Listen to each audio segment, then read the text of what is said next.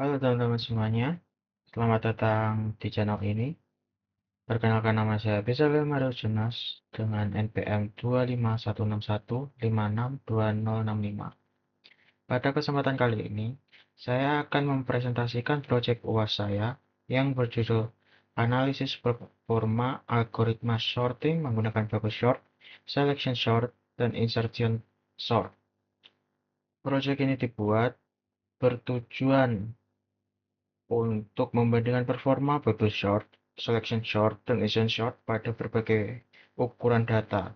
Selain itu, proyek ini juga bertujuan untuk mengetahui pengaruh jumlah data terhadap waktu eksekusi, serta menentukan algoritma yang paling efisien berdasarkan hasil eksperimen.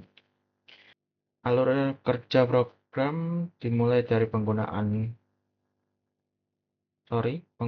memasukkan ukuran data yang ingin diuji. Selanjutnya, program akan menghasilkan data acak menggunakan kelas random. Setelah data berhasil dibuat, data tersebut akan disalin agar setiap algoritma mendapatkan data awal yang sama. Kemudian bubble sort, selection sort, dan insert sort dijalankan secara bergantian. Runtime masing-masing algoritma diukur menggunakan sistem .nanotime. Lalu hasilnya ditampilkan dalam bentuk tabel untuk dianalisis. Agar tidak membingungkan, mari kita ke codingannya. Oke, sudah codingannya.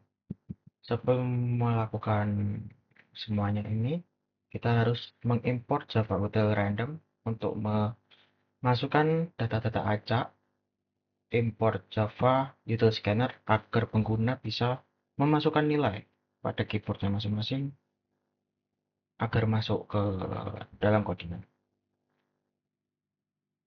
Oke, pada bagian pertama bubble sort. Pada bagian ini menggunakan algoritma bubble sort. Cara kerjanya adalah membandingkan dua data yang berdekatan.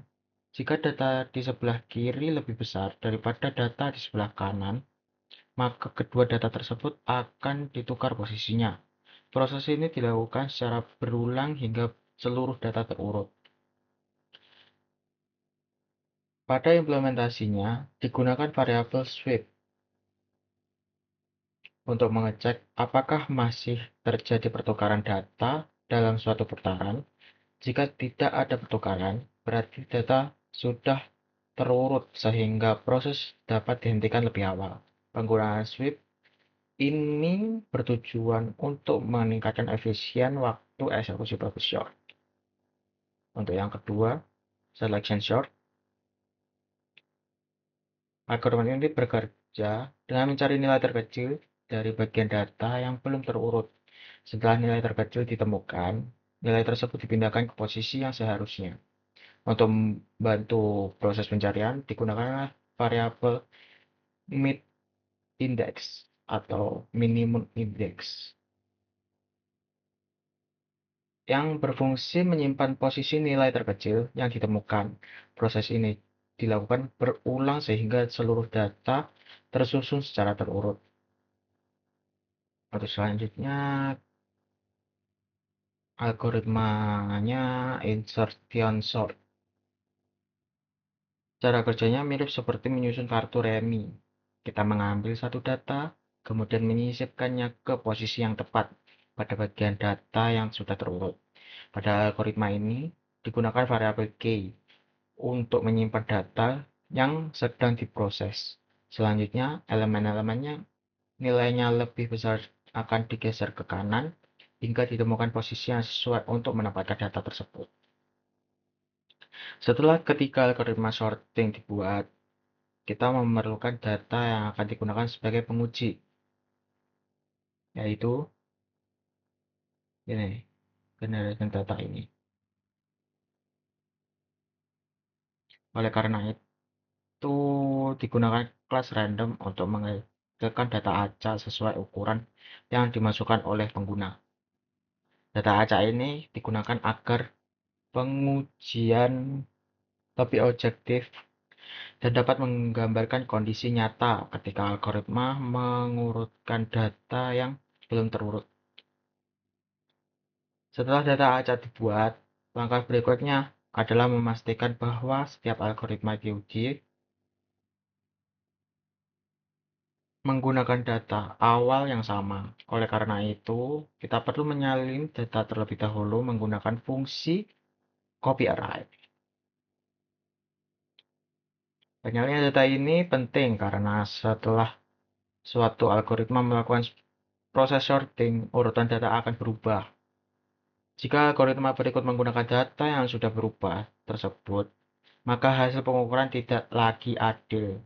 Dengan menyalin data, bubble sort, selection sort, dan insertion sort akan mengurutkan data yang identik sehingga hasil perbandingan menjadi lebih akurat.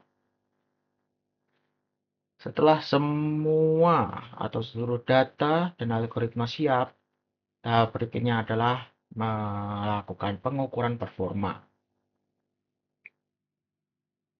Pada tahap ini, kita menghitung berapa lama waktu yang dibutuhkan masing-masing algoritma untuk menyelesaikan proses pengaturan.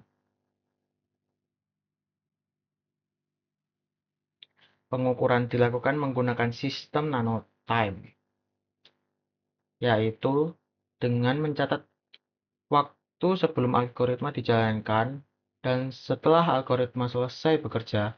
Selisih kedua waktu tersebut menunjukkan runtime atau waktu eksekusi algoritma. Hasil pengukuran kemudian dikonvert ke satuan milidetik agar lebih mudah dibaca dan dibandingkan. Setelah itu, kita menampilkan hasilnya dengan menggunakan sistem outprint.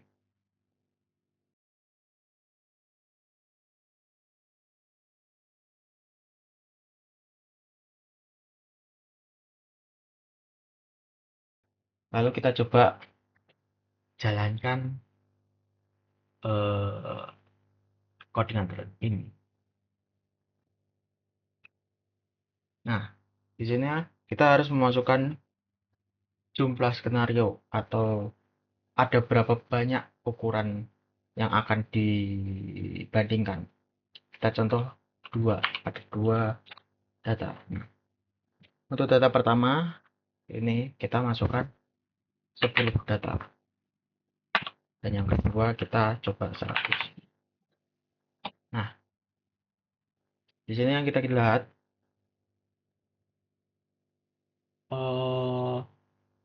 hasil tabel analisis, running time, eksekusi. Ukuran datanya ada 10, itu bubble shortnya 0,0086 milisecond, selection shortnya 0,0037 milisecond, insertion shortnya 0,0029. Ukurannya 100, bubble shortnya 0,1854 milisecond, selection short 0,0908 milisecond, insertion short itu 0,0570 milisecond. Jadi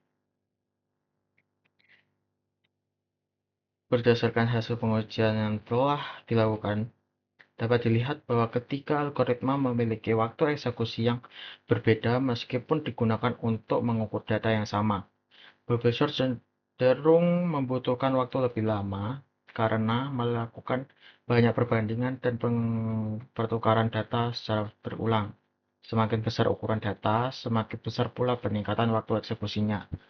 Karena ini menggunakan data yang kecil, kalau nanti datanya ribuan, mungkin akan berbeda, akan jauh lebih lama bubble sort.